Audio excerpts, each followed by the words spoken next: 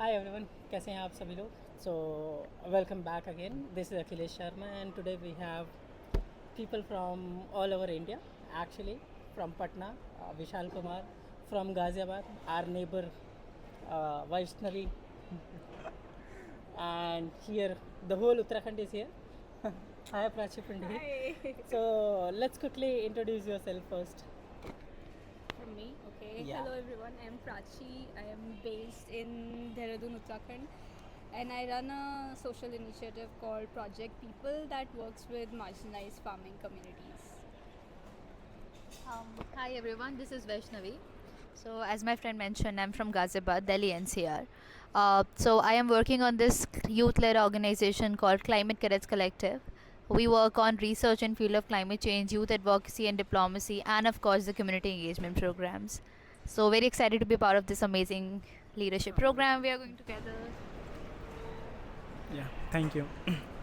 Hello everyone, this is Vishal from Patna, Bihar, and I'm working on a project called World Learner where I'm creating opportunity for the people from the underprivileged community who wants to have a good quality education but they are not able to cope up with the higher cost of education. So I'm bridging the gap between these two and making sure that every individual from the marginalized community will come forward and had a great education, and they can bring more changes to the world. All right, well, thank you very much, everyone. So, guys, you must be wondering why I asked them to introduce themselves. So, basically, today we are traveling towards eastern side and Dhaka, Bangladesh. Yeah, Prachi wants to say something. Yeah, Prachi, what do you think? Where are we going right now? Okay, okay. No comments. Okay, no comments. So I'll tell you guys, we are traveling towards Bangladesh, Dhaka. We are going for a program called Vaisali, and Vaisali is a program which empower individuals who have the dreams and who have the projects, so that they can enhance their skill, give them some tools, so that they can go back to their community and work even more effectively towards contributing to their community. So yeah, today we all are traveling together, so thought of why don't we share about our stories. So let's start with Prachi. Prachi works in a rural area in Uttarakhand, and personally I'm so inspired by her because what she does is not a normal task, because where she works, where they don't have the network connectivity, they don't have the city people actually, so it's more like a, the more rural life. So let's understand more about from her only. So Prachi, what do you think, what is the problem that you see in your village, or in your community, that you really feel like, okay, this is something that people should know about that? Okay, so the regions I work with are basically marginalized farming communities. When I say marginalized farmers, it means communities that have less than 1 hectare of agricultural land holdings, and that is very small. So they're like very, very small scale farmers, and I work for them because approx 80% of the Uttarakhand population falls into marginalized farming communities, and they do not have any policies or any support to help them. And they are basically a neglected community who are struggling for day to day life. And one of the biggest issues this has created is that people are moving away from villages in towards cities in search of better opportunities and facilities. And I believe that these communities are abundant in themselves in terms of natural resources, in terms of knowledge. We just need to equip them with skills where they can translate this knowledge to sustainability. And when I say sustainability, I mean financial sustainability, I mean environmental sustainability as well. I think for a very long time, we have had this mindset where the term that I like to use is called internalized colonization, which means that externally we are free, but our minds are still colonized. And by that I mean that we look to the West, we look to the patterns of the West, and we chase them in very, very small things also, be it our own lifestyle, be it what we buy, be it how we want to look, how we want to talk, which is okay to take inspiration from places that are doing better than us in certain places, but that does not mean that we forget the The vast socioeconomic knowledge, existence we yeah, have. the vast knowledge base that we already have. And I think a lot of the issues that we are already tackling is because we are choosing to solve our issues with the knowledge of the West and not looking into our own history and our own roots to solve them, because the solution is there. So this is, I think, my initiative is an attempt to empower these communities, but also connect them back to their own roots.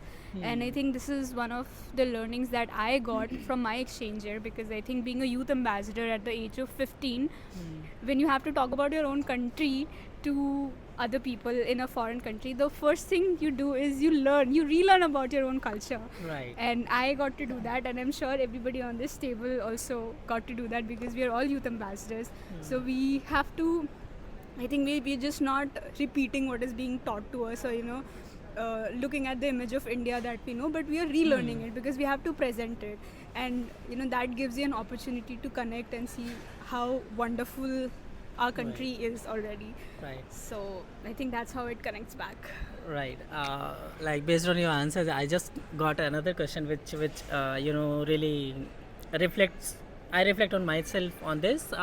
When you talked about the community, the culture, right, and the people are still, somewhere, still, attached to that colonization, uh, mindset.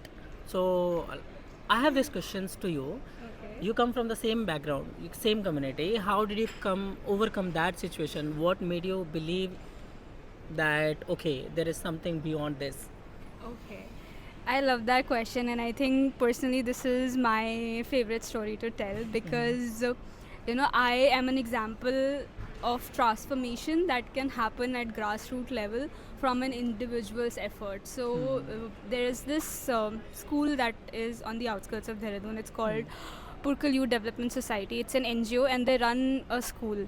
And this was started by late Mr. G.K. Swami. And this guy, he was retired economist, and he moved to Dehradun basically to retire. But when he came to Purkal, he saw that how the lower economic class, how much they were struggling to provide good education Right. to their children. They were they were cutting their arms and legs off just to have their kids into English medium schools, but those kids couldn't adapt. So I started a tuition center that Right. turned into a slowly that converted into the school. So I was the member of the founding batch of that school, you could basically wow. say, when it was converting into school. So I have personally experienced what happens when one single individual takes the step to change something in the society. Because if I remove Purkal from my life, I don't know where I would be. I would be among the people living in that very same society. Maybe I would have been married and with Right. kids, because that is how the life of girls is in that particular area. But just because this one single individual took the effort to do something, to fix something, to solve a problem that he thought that he can contribute Right. to, and this is my life now. And now Wow. you're changing others' life. Yeah, and that gave me the Thank- courage. Thank you so much for sharing about this. Like hearing your story, it just recall me about this. Lighting up the fire. You know, this is what you got, and this is what you're trying to lightening up the whole community. And this is one of the inspiring story that I can hear right now, especially at the age of 15.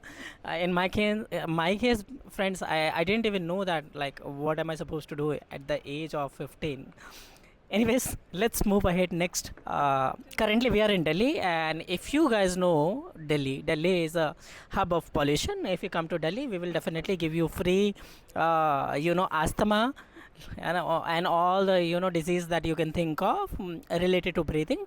So, my next guest, Vaishnavi, she works on environmental, change. Her organization is Cube 3. So let's hear more about from her only. So, Vaishnavi, I know currently the situation of the Delhi. What do you think? What's your point on this? why it is happening, and what do you think how your organization is working towards this? So firstly, like I'm based in Delhi, so being born and brought up in such an amazing place, honestly, is one thing that motivated me to work on it. Right. So the story goes back to when I was in second year. So we see Delhi is not just a hub of climate, but the pollution, but it's also the capital of India, and lots of conferences and public policy institutions. Everything like is situated in Delhi. So very big policy enthusiast in me wanted to research on climate finance. And how climate finance? I was just searching for some new topic as part of my research in second year of my education, and I found that millions and dollars of money is actually coming in not just in India but everywhere around the world. But where is this money going? Absolutely, there is corruption. But at least 1% of the corruption reaches on ground. Where is that 1% also going? Nobody knows. So that's what motivated me to dig in more and all. And then I realized that there are policies, there are regulations existing. It's not like everything is zero. Especially in India, if you see, there are environmental protection laws. There are. They're not stringent. They're not stringently followed as such. So which is why the point comes. Why is it not happening? The major thing is that people do not realize the need of it, right? So that's where the C Cube, to bridge this gap between research and advocacy of the conferences that we see in Delhi, or majorly a lot of conferences. Every single hour there is a conference going on in Delhi. So to bridge this gap on ground, we created this Climate Cadets Collective. It was founded last year. We just completed our 1 year, and we are about to launch our annual impact report. And it is like, when I was making that all up, all the months we had different programs. So I will talk about 2 or 3 of our major flagship programs. The one is, actually we started with the nature walk. So with the nature walk, in nature walk, nothing more than that, but we had a walk in some parks which are national parks in Delhi. We briefed people about what is exactly what this plant is, because absolutely, when you are in Delhi, I'm so sorry. I'm an economics student. Never had like as such background of environmental science and all like that. My friend came from Madhya Pradesh, and somehow or the other, I told her that she told me bhindi पेड़ पे उगती है, or something like that. So I was like, भिंडी ज़मीन से निकलती है या पेड़ से उगती है? We don't know. Even I'm right now also confused कि भिंडी कहाँ से उगती है. This is a thing. You have a farmer here, so you can directly This ask is the him. thing, that the Delhi people don't know what is a plant. We just know majorly, and that's why that walk was just one step of it. That was the first step of it. We had a nature walk afterwards, and then we had a treasure hunt, of which we were telling the plants whatever we have briefed you, the hints were given, and then you go back and search treasure. That was the first activity we did in November 2024. Then onwards, we launched our flagship programs, Climate Ambassadors Initiative, where we had almost 5 different schools from Delhi government and privates as well. 5 days of training program. We made a whole climate education module, taught those kids, went, and interaction with them actually taught us that even if they are excelling, they're getting 90% marks in their examination and all like that, but when it comes to the on ground knowledge, you go and ask them what is the difference between weather and climate, they will not be able to tell you that. Yeah. They do So not know I what it have this means. question to you right now, like when you talk about the policies, especially you are in heart of India, in Delhi.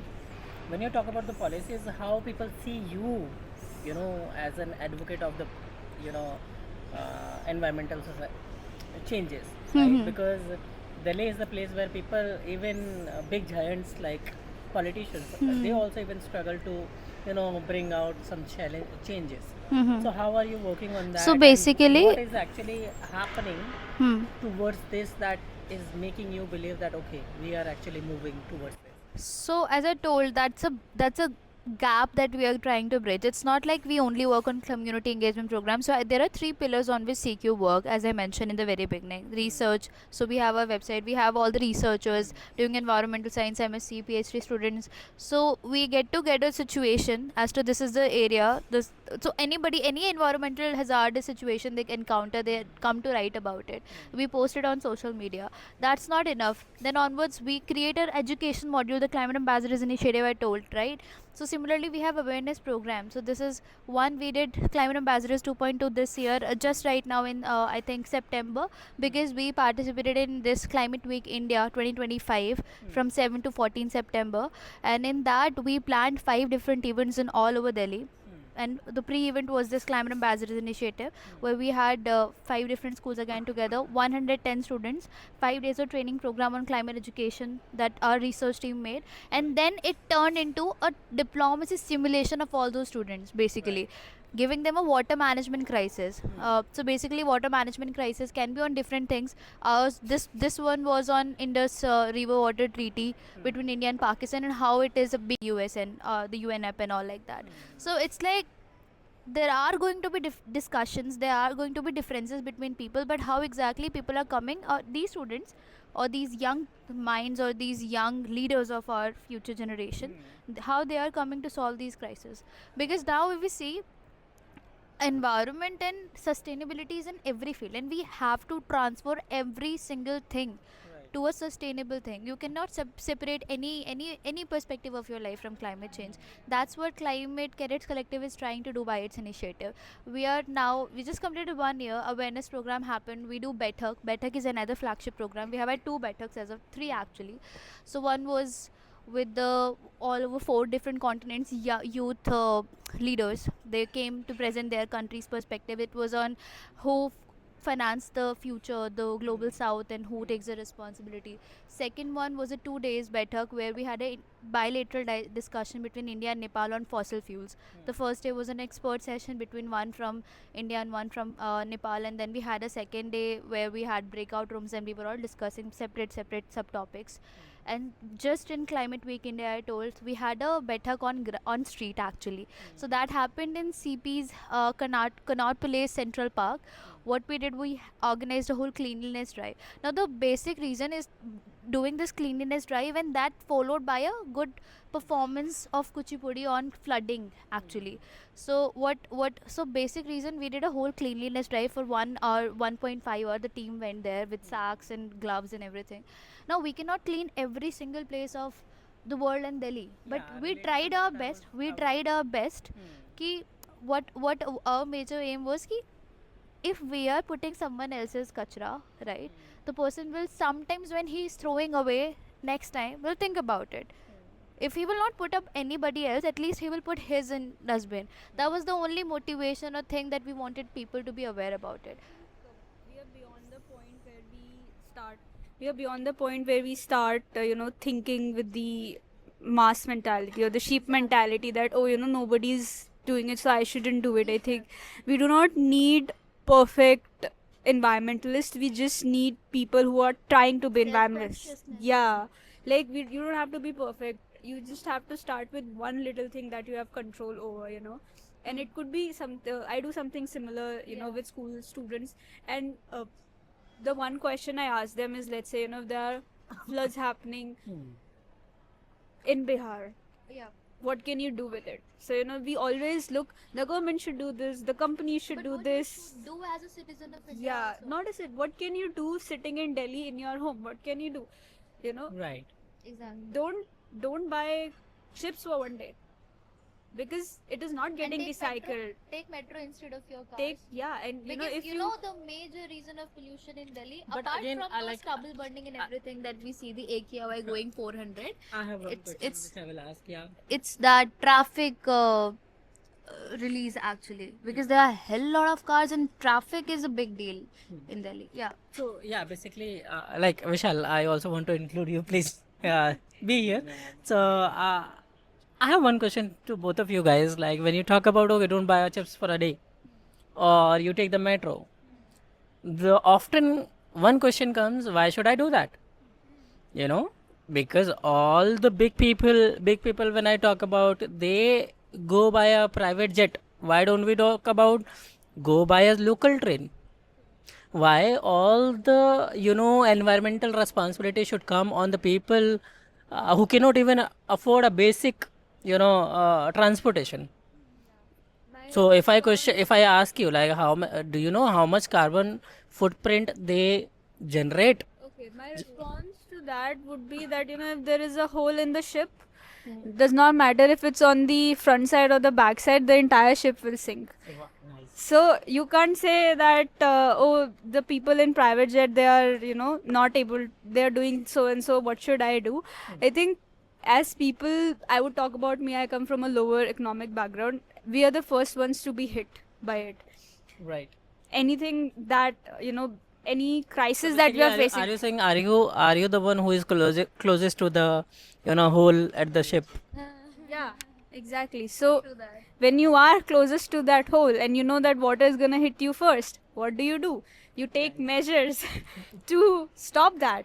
And I'm not saying that you don't hold people who are at a higher level than you accountable. You do hold them accountable, but at the same time, you take accountability of your actions also. You just don't say, ki, oh, people at the high level are just comfortable, so I should be also comfortable. No.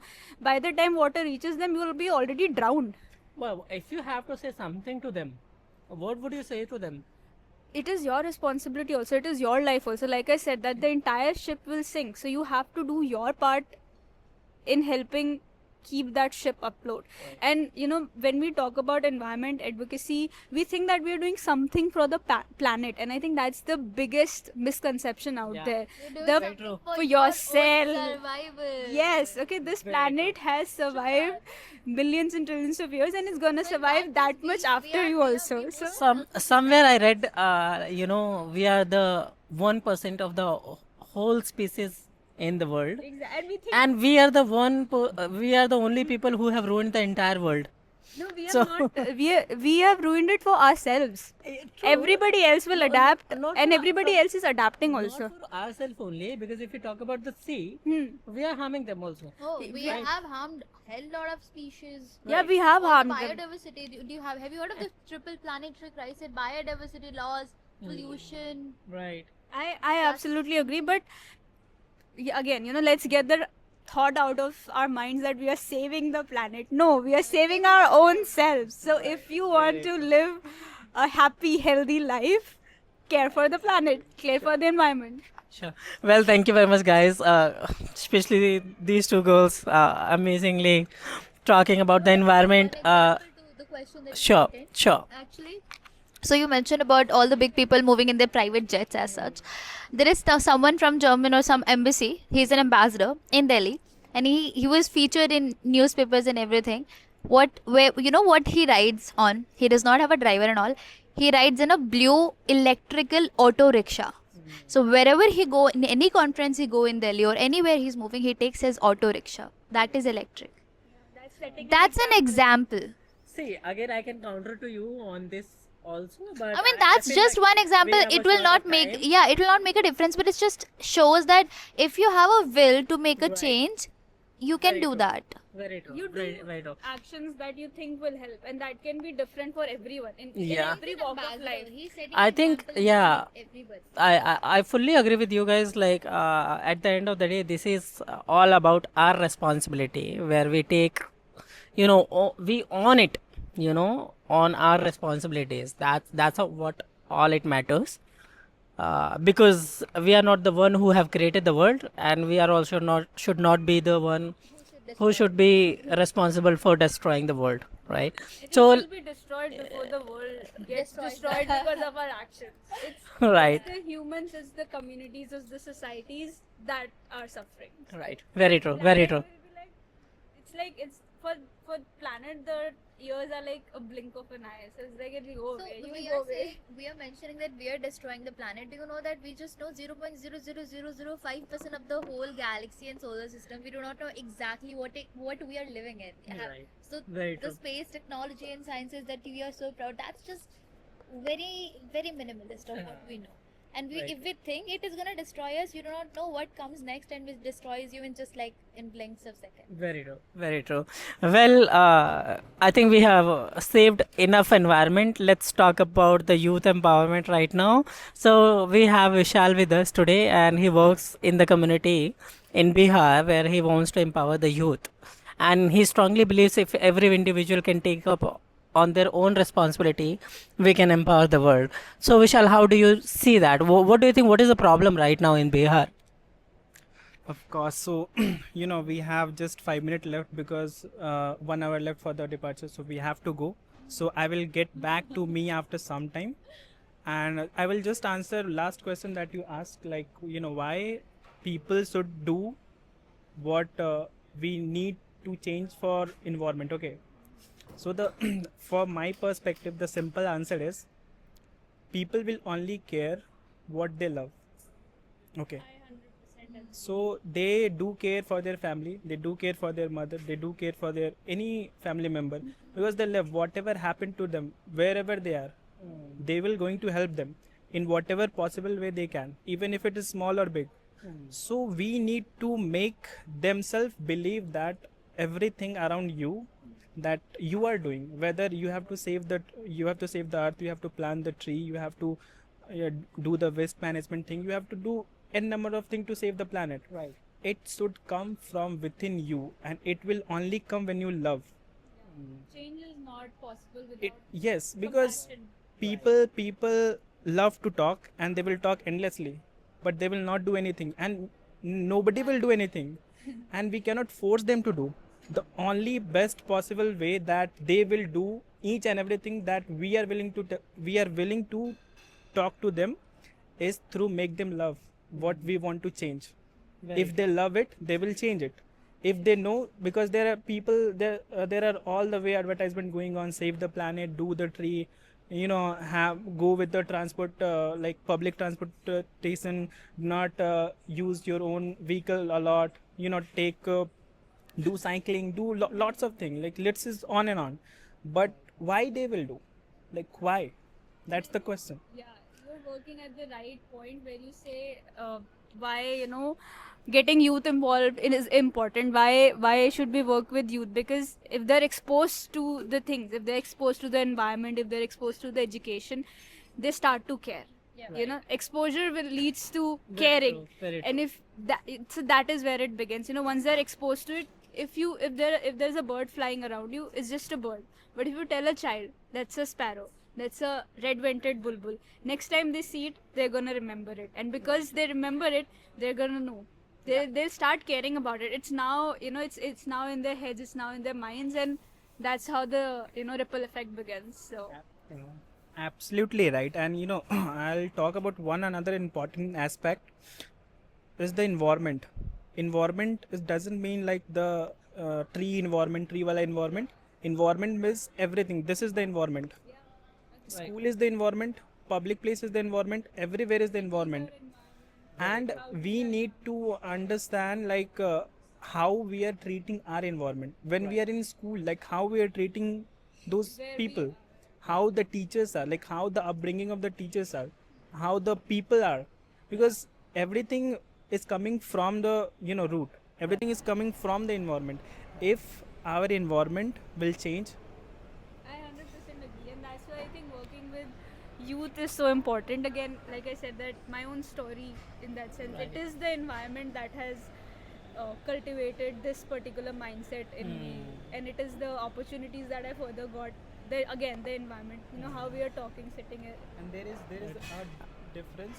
Okay. Vishal, I love your conversation. I love your thoughts. Guys, I love such a beautiful conversation that we are having right now, but unfortunately, we are lacking with the time. So, yes, we are happy about that, and I would love to continue with this, even more. Maybe he's gonna put some good vlog where 12 you will a.m. all at see night us today. doing Right. some fun. Yeah, I think it's going to be uncut podcast, unofficial conversation, and I personally believe that definitely what you will learn from this podcast is, like, for example, me, I'm talking about my learning today. I got to know about the how one thread is like you're Connecting all of threading us. everyone. One thread is connecting everyone towards when she talks about environment, she talks about farming, and Vishal talks about the youth empowerment. Youth has the power to to change the society once they will get to know about themselves only. How they will get to know? Through maybe in the school. When they get to know about the environment, they will start caring about that. They will start loving about that. So this was my learning. So in short, we'll just close in one sentence, one line, please, and then we can close this. I think One message that you have to give to the people who maybe who will I watch. think we are the change, and whatever we wish to see in the world, we can create it. You start by yourself, no matter where you are. I think we should start taking responsibility not for others or for the planet, but for ourselves. As we see, and we have just mentioned that we are doing it all for ourselves, for us, selfishly, because we want to live in a good world, right? Very nice. How about you, Vishal? I just want to say one thing. Just love what you are doing, and everything will be done. For me, keep inspiring the world because you are the one who can change the world. Thank you very much, everyone. I hope you loved it. With the Guys, version two. guys, एक selfie ले